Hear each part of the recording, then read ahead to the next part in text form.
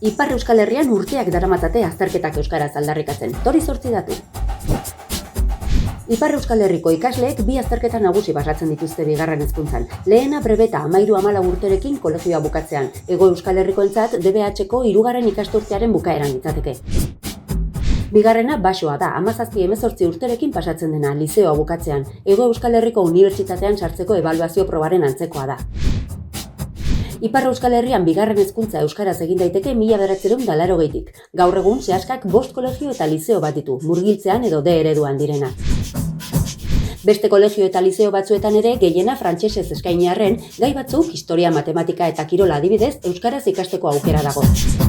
Ikasketak euskaraz egin arren, ikasleek azterketak frantsesez egin behar dituzte. Hasieratik ikasleek, irakasleek eta gurasoek broka handia eraman dute azterketak ere euskaraz egin ahal izateko. Mobilizazioak, okupazioak, desobedientzia. Urteetan zehar aintzinamendu batzuk izan dira. Gai batzuk euskaraz pasatzeko aukera emanez, baina ez da deus segurua. Berriz gibelera egiten baitu Frantziar gobernua.